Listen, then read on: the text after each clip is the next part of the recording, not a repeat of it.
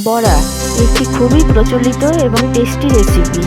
এই শীতের মরশুমে বাজারে প্রাপ্ত পালং শাকের বড়া ভারী স্বাদযুক্ত। সেটারই আজ খুব সহজ রেসিপি আপনাদের সামনে আমি তুলে ধরব। ভিডিওটি স্কিপ না করে সম্পূর্ণ দেখার অনুরোধ রইল।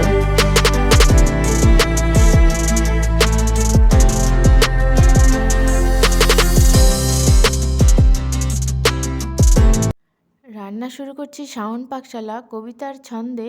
ভিডিও দেখে রান্না করুন মনের আনন্দে। নমস্কার বন্ধুরা, শাওন পাকশালাতে সবাইকে স্বাগত জানাই। আজকে আমি বানাবো পালং শাকের বড়া।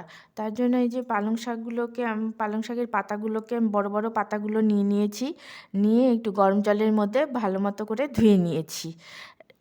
আর এখন আমি বড়াটা বানানোর জন্য ব্যাটারটা তৈরি করে নেব। ব্যাটারটা বানানোর জন্য প্রথমে আমি একটা ডিম ফাটিয়ে দিচ্ছি।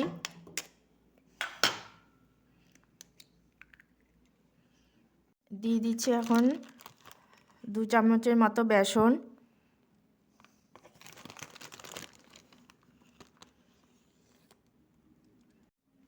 দিয়ে দিচ্ছি চালের গুঁড়ো, দিচ্ছি সুজি,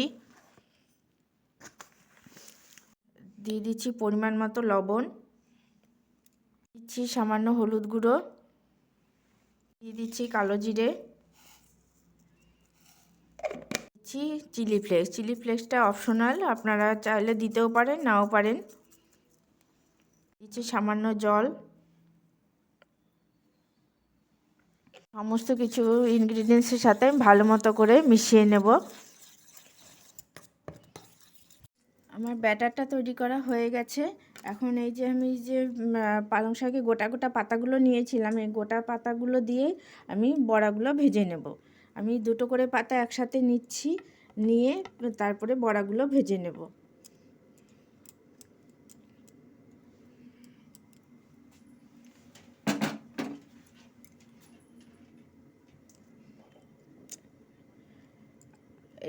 এই গোটা গোটা আপনারা একটা পাতা নিয়েও করতে পারেন, আবার 2-3টে পাতা নিয়েও একসাথে করে নিয়েও করতে পারেন। এটা খেতে খুবই ভালো লাগে। এই শীতকালে বিকেলবেলা চা কফির সাথে খেতে অসাধারণ লাগে। এটা আপনারা এইভাবে করে খাবেন, খেয়ে খুব ভালো লাগে খেতে।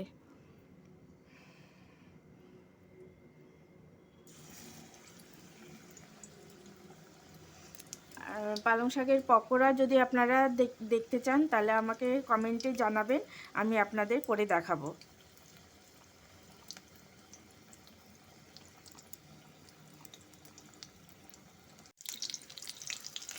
এইভাবে আপনারা ছাঁকা তেলের মধ্যে করে খাবেন।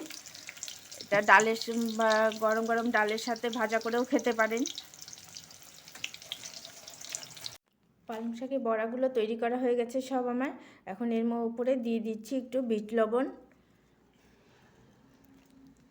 আর দিয়ে দেবো একটু চাট মশলা।